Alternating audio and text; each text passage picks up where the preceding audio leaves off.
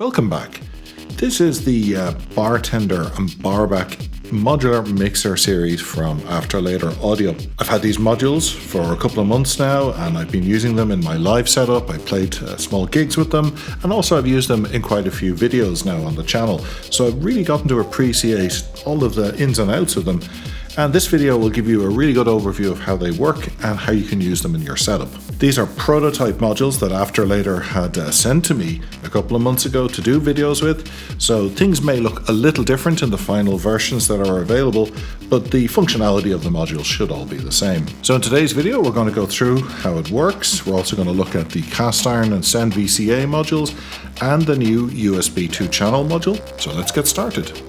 Let's do a quick overview of the modules I'm going to cover today. The core of the system is Bartender, so that's you have to have that to actually build everything around it because it's the final output stage here. You've got 4 stereo input channels, though they can also be mono, and then the left is normal to the right. And there's a little switch here to flick between whether they're stereo or mono. You have a fader for the level, and the LED will light up to show you what the level is. You can mute them either temporarily or lock the mute, and the mute light comes on. You can send them to the Q bus, which is really handy because then you can actually queue them up to listen to over here. We'll cover that in a second. You've got a CV controlled pan input, so you're able to control the left-right pan of the stereo channel, and you also have the mono control on that too, and I think this adds to that. And you've got a CV control of the level. The nice thing about the level is, and I showed it in a video previously, you can actually simulate crudely a VCA using this, or you can do side chaining with this as well. Then we've got a master out fader here which controls the master level. We've got headphones, and this is the volume control for the headphones, so if you're monitoring your mix, this is where you would do it. This is really nice. This allows you to mix between the Q bus and the main output bus, this red knob here. The other thing I like is we've got 2 stereo send and return pairs here, and you don't lose any channels with the stereo send and returns. So in some mixers you have a stereo send, but you have to eat up one of your channel sets to return the signal. So with these, we're going to send audio to Desmodus over here and Later Versio as our 2 effects units for reverb tails and clock delay. In the introduction, I said that this was a modular mixer system. So where is the modularity? Well, this is where it comes in. You add multiple barbacks, and as many as you want. I have 2 here. Each barback gives you 2 additional stereo strips. So I have 8 now in total. The barbacks don't work individually. They have to be connected to Bartender to work. So if you just got a barback, you wouldn't be able to do anything with it. But there is a single stereo strip module called the cast iron, which can be connected in here. So this actually adds a 9th channel, but this also can work individually. So if you didn't have this connected into Bartender, you could use this as just a master out with an in and an out here, and say a master fader on it with panning control as well. Now you notice that there was send and returns. How do you send each channel to each output? Well, there's a switch here to go send 1 or send 2 or no send. So you could have everything mapped to different things, or at different points of your performance, you might send things to different delays. The send level is controlled via that little knob there. How much do you send? And whether the send amount is post-fader or pre-fader. We have this little strip here, this little 2 HP module called SendVCA, and this gives you voltage control over the send levels for 8 channels. So you have 8 CV inputs here. There's a passive module, wires in underneath. Last module we're going to talk about is this really cool one here. You notice it's a USB port on it. This is a USB send return module. So if you wanted to record directly from the mixer output into your phone or your iPad or your computer, you could do it with this module by just hooking up a USB cable. Okay, so that is a quick overview. Let's pull these modules out because there's a lot of wiring that's going on underneath here that hides the complexity. So I'm going to pop them out of the case, and we're going to take a look at how they work. Okay, I've popped the modules out of their case, and we can take a look at how the underwiring works, because a lot of the power of these modules is the way the normaling works. So let's just start with Bartender here. Other than the power, you see we've quite a few additional input and output jacks here, and you'd use things like these 16 to 16 cables here to connect the barbacks to the Bartender. So basically, if you wanted to chain multiple Bartenders together, you'd use the expander output here to tie them together. And the expander input here allows you to chain a barback, which if you look on the back here, you would have an input and an output corresponding, which you then would plug in here. So this will go to here using this cable. So that's how you chain these together. It's very, very straightforward, and it saves you having to have lots and lots of wiring on top of your case. Same with the back of the barbacks. I mean, they have the exact same output here, inputs and outputs. So you just keep chaining these together using the cables. The cast iron is a little different in that you notice there's no big expander output here. Instead, you have these three little individual pins for in, out, and ground. And you'll also notice that there's those present here. It says right, medium, right, middle, and left here. And you've got another one up there. And that's the difference between the cast iron and the other ones, is that the cast iron is going to connect over just single cables. So these kind of DuPont connectors here, these are cables with jacks on the end. You connect these here into the cast iron. Yeah, the SendVCA keeps falling over. So let's take a look at it. It's very simple. It's a passive module. You've just got 6 outputs here on top for channels 1 to 4 and 6 outputs for channels 5 to 8. And so you're going to use these type of cables over here, which are the 6 to 6 ones. And, you know, there's nice big long ones you can get like this. So you can route this. You can put this anywhere you want in your case, close to modulation sources. It doesn't have to be close to the mixer. When I was talking about SendVCA, the other thing to mention is there are jumpers here for how the send levels are controlled, okay? So if you just want the send levels to be controlled internally, by default the jumpers are over here on the internal setting for each channel. But if you want SendVCA to control them, you have to switch the jumpers over to be on external. So just remember to flip the jumpers over here when you're hooking up SendVCA. If you're wondering why you're not getting any voltage control of the sound levels, that could be why. There's the same thing over here on the back of the barbacks, albeit only 2 of them because there's only 2 channels. Finally, the USB 2 channel, again, you see on the back, other than the power connector, we have that same red 6 pin, so you could do the same thing there to chain it. Again, it has the same right, middle, left simple connectors here. We could also chain multiple of these, and it has an output connector here. You'll notice it has jumpers here, and the jumpers are for DAC or insert. So if it's on DAC mode, that turns it into a send return. So basically it takes the audio, sends it off to your DAW, and unless your DAW sends it back, it doesn't come back out the output. So if you patch audio in here when you're in this mode, you don't get it back out the output unless you're rerouting it back from the DAW. So you would use that to do insert effects on, say, your computer or an iPad. If, however, you have the jumper set to insert, this just becomes a pass-through. So audio is automatically passed through here to here without any latency, and this then just takes a copy of that audio and sends it on. And that might be the mode you keep it in. If you just want to use this to capture your recordings, you would just keep these jumpers over on insert. You would just write your final stereo mix out of the main left-right here over into the input here, USB cable to your DAW or your recorder, and then you would send this up to your main output stage. Okay, now that we've looked at the back, let's get these back in the case and get making some patches and play around with how they work. Well, we're not here to talk about a mixer, so let's see it in action. I've wired up some drums here out of the Fire drum module from Flame, which we're going to sequence from Tact, like you've seen in some of my previous videos. And in this case, I'm taking 4 mono drum outputs for the bass drum, the snare drum, the clap, and the hi-hat on the top 4 channels here, and these will go into these first 4 here. I like to do this just so I can bring in individual elements and also route them to different effects. And then for the remainder of the drums, which are a couple of FM drums and universal mode drums, I'm going to send them at the stereo output here, and I'm going to route them into this input here. So let's just take a listen. We're not going to hear anything. I can bring up the fader. Now we're hearing the drums off the universal mode there. There is a little pre-gain here. We can also boost the gain, which is like adds up to the gain level. I have this in stereo and bring up the kick.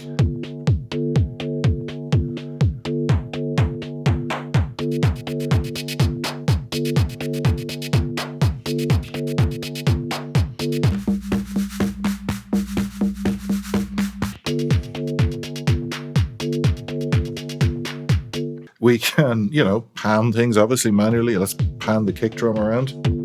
Now it's on the right if you're listening in headphones. Over on the left, so we'll keep it in the middle. And of course, we've got CV control over pan.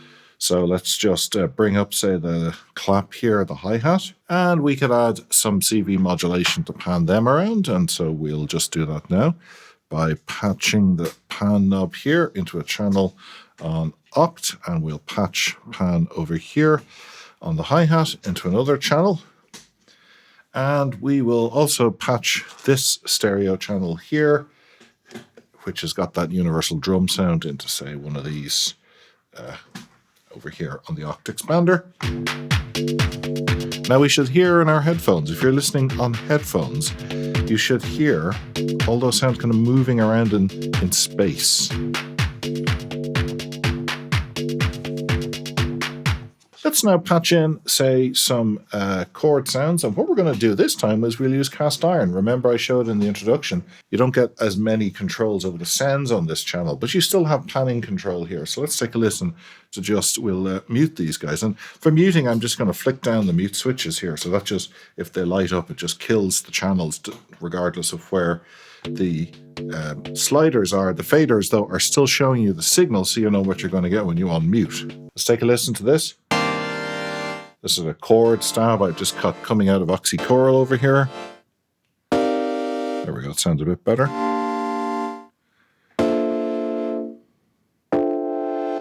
Again, I can just control this using the fader. I've got pan control, left and right. And that's just normal now into the back of the Bartender, underneath using those cables I showed you earlier. Okay, so we've got the basics set up. Now let's do a little bit of effect send and return. So we've got two pairs of sends here, the left and right of each, and two pairs of returns for left and right for both send 1 and send 2.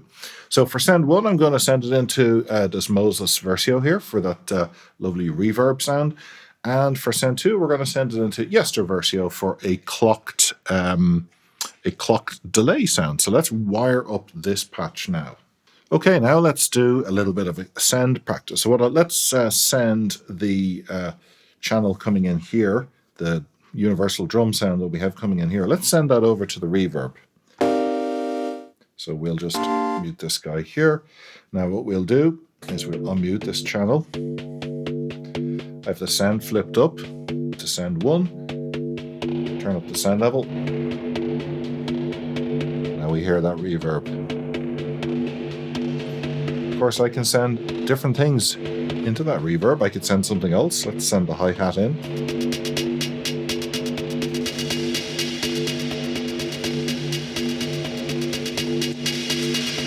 And that send knob there controls the send level. If you did want to have more precise control over the return, you could, of course, patch that return into a channel. So say here we patch it into the final channel pair here, we set that, and then we could actually chain effects. So let's look at that. Now there's our reverb coming back in, but we have much more fine-grained controlled over the reverb on the return, and we could also play around with panning it.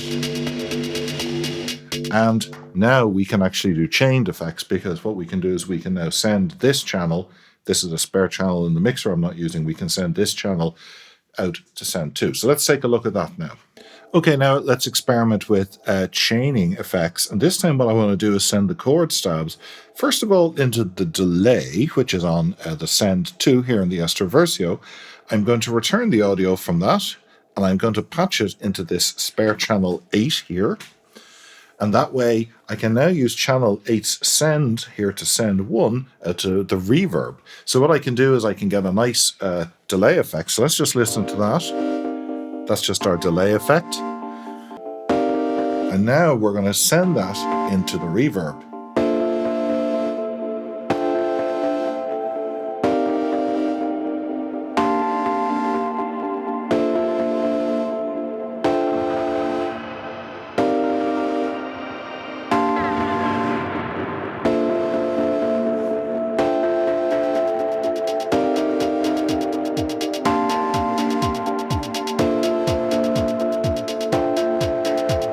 That is really a lovely effect, combining the two, ringing out that delay line into the reverb here. That's actually a really lovely combination. Now, I want to just explain the difference between the post and the pre-fader switches here. And this is actually interesting from a kind of an effects level and routing point of view. So it's important to understand what they do. So right now, you notice I have the switch on pre, and that means the audio is sent into the effect sends before the fader level is applied to it. So the value of this fader has no impact whatsoever on how much audio is being sent into the effect sends. The only thing that controls that is the value of the send knob here. I could actually mute this now, and we could bring up the volume. And what you're listening to is purely the send effect. See that? There's no audio coming out on the main bus here. You can bring it in. There's the actual dry audio, and there's the pure wet audio. Set this then to post fader, and that means now the audio post the fader level here is sent into the send level. So now we don't hear anything, and now we do. If I bring it down, we don't hear so much. That allows you a bit more control over the level of what you're sending, but more importantly, how the mutes on your channels here will affect what gets sent. Because you might actually want some of that reverb playing on in the background, even when the dry mix is muted. Okay, let's explore using SendVCA here, this little 2HP module I showed you in the introduction, to use CV from, say, Oct or Neo Trinity to control the send levels for different channels. And that way we're not always sending channels to the effects at the same level, and we can get even more movement in the patches to make them more interesting. So first of all, let's just take a listen to what I have patched in here. I've got a kind of a arpeggiated plucky bass line coming out of Warp over here, sequenced off the Oxy 1, which is also in tune with those chord stabs we heard earlier from Oxy Chorus. So it should all be in tune. Now, I want to send it to the delay, which I could do using that by just flicking the switch as before with Send To. But if you remember, I showed you the SendVCA module allows you to have CV control. Now, this knob becomes an attenuverter for the voltage coming in here, so I'm just going to open it up the whole way. So you still have control over the level, but now it's an attenuverter on the control voltage rather than a direct send level. Now I'm going to patch, this is obviously channel 7 here, that's channel 8, so channel 7. I'm going to patch a cable here into channel 7. Now, we shouldn't hear anything going into the send because obviously I haven't patched this into anything. So let's go ahead and patch it into that output there on the Oct expander. And now as the LFO, to triangle LFO, as it slowly modulates through its cycle, you can hear more and more of the send level go to the send effect, and then it dials back, and then it sends more, and it dials back. And of course you can still flip the switch here, maybe to send it over to the reverb. And you can control that send level, even though it's being modulated over here by a triangle wave, you can still control that using this knob as an attenuverter. Now, we've looked at CV control of the panning, and we've looked at CV control of the send levels with SendVCA. Now let's look at what the effect the level CV inputs have on the channels. And in a pinch, you're actually able to use this as a sort of a pseudo VCA. It's not perfect, but it can actually work. So for this, I am going to use Pizza into Akari, and I have the stereo output here of Akari, which we'll just patch into this channel here. Now, there's no VCA. I'm not going to use the VCA in Akari, just to illustrate the point here. That's what it sounds like.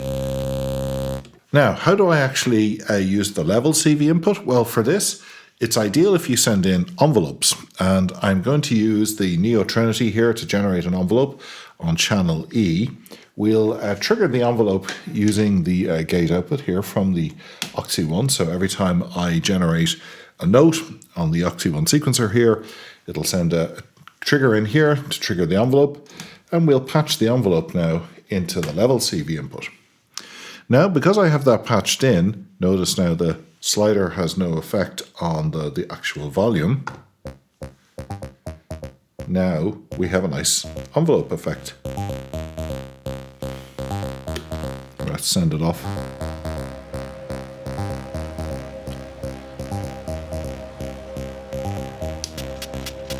And we can have a bit of fun with this, because you can of course put the pan under CV control as well. So let's do that over here. So if you have headphones on, you should hear this move around your ears.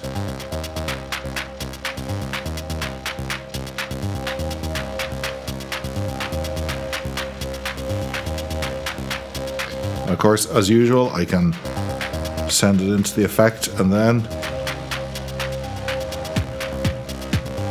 for a nice little performance effect feature.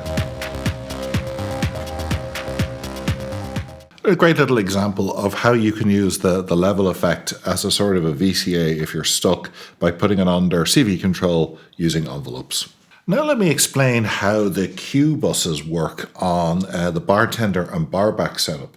And the idea with the Q buses is it lets you queue up different channels to bring into the main mix and preview them and get the leveling right before you actually bring them into the mix. And we're going to use the Q switches here on different channels to do that. Now the way the Q bus works is the headphone output here, and you can adjust the level of the headphones using this black knob, gives you either a mix of the main and the Q buses, or just the main or just the Q buses, depending on this knob. So for the most of this video so far, I've had this red knob over here on main, which means the headphone output will be the same as the main left-right output here. Instead, let's try something different now. I'm just going to take this patch into, and we're going to just do it via mono initially, into the output over here. So now we're going to listen to exclusively what's coming out of the headphone output, which right now is just this audio that we have here coming out of the pizza.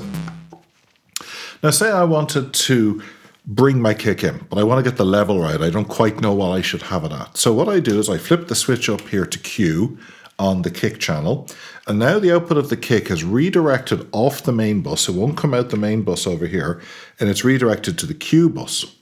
Then we turn the red knob all the way over to Q. That means now the headphone output is listening to the kick because it's on the Q channel. And here now, we're picking up the Q because this is what the red knob is set to. Now, if I want to listen to how to get the level right, I can dial this back to say 12 o'clock. Now I'm hearing a mix of the Q bus and the main bus. And now I'm hearing just the main bus. And I can drop the kick in. So again, Q bus. And I could have that muted so it's not hitting the main bus at all while I get it leveled. Listen to it in the mix. I'm happy with the level. And then I can drop it into the main mix. So having a Q bus is great because it lets you make sure you get your gain staging right before you bring parts in, or get the right setup on your oscillators and then bring them in such a way that they're ready to go when they hit the main mix. Now let's take a look at the USB 2 channel. This is this little 4HP module that you see sitting up here, and this is the one that allows you to send audio from your modular setup over USB into your DAW or into your iPad. You can either record it or you could use it as an insert effect. And let's start by doing that. So I have a audio signal here now from the Warp, and what I want to do is I'm going to send it into my iPad. So I'm just going to plug the iPad in over a USB, and this is just a standard USB type B connector here. You see the light goes on over there on the module, and we're going to patch that in there. And I've got AUM running here on the iPad. I'm doing a screen recording as well, so we can see it a bit clearer. And straight away you see up top there, the device shows up as USB. So now if we hit play, we'll see audio coming through. And because I've set this as an insert, if I patch it into a channel here on the mixer, we're now sending audio back, which allows me to be able to control the audio level, for example, using the fader here in AUM, standard channel fader in AUM, but also means I can now add effects. So for example, I could add Drambo here, and let's add a delay effect, because we've got we've got two effects here. We want to add some more. This is a great example of how you could use this device to add more send effects or more insert effects. So let's go over here. We'll choose Delay FX. Now let's take a listen. You hear the delay there now? We can adjust the levels here going in and out using the knobs.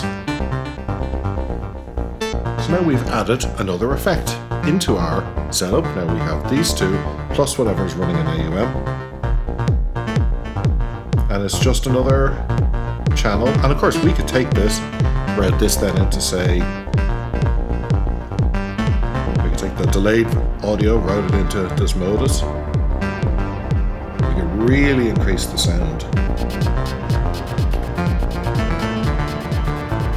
I'm going to get a really big sound going on there. That's pretty cool, actually. Now let's look at another setup. In this case, what I've done is I've patched the master audio out here from the mixer, the main left-right out, into the input. That's going to send the audio over USB, and now I've got GarageBand set up here on my iPad, and I'll just return the audio then back out the outs here into the output stage. So for example, you could be recording your audio over here, or maybe even applying some effects or compression before you send it on out your main output. So I've got GarageBand set up here. I've got it set to record, so if I hit play, I've got monitoring on, so the audio is returned, because if I turn off monitoring, you see there's no audio return, because it's expecting this to return the audio in that setting. And in this case, I can use the built-in FX, for example.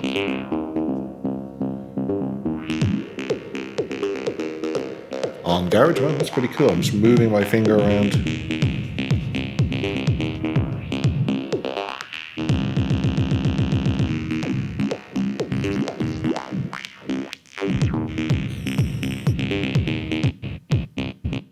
That's a really good example of how useful this little 4HP module is, whether you're playing live or using it in the studio. It's great for just adding a little bit of extra to your setup without having to buy expensive send-return modules. And it also gives you the ability to have a third stereo send-return here, because we have these two controlled over here, but we can add another one. And if you had more of these, you could add multiple audio send-returns. Well, I hope you found today's video on the Bartender Barback mixer series along with their associated modules useful. As always, I'd love to hear from you, so if you have questions about the modules I have here, the way this works, the connections, or anything else you see, by all means, leave them down below in the comments. I do try to answer everyone. And don't forget to subscribe so you can stay up to date with future videos. Thanks for watching.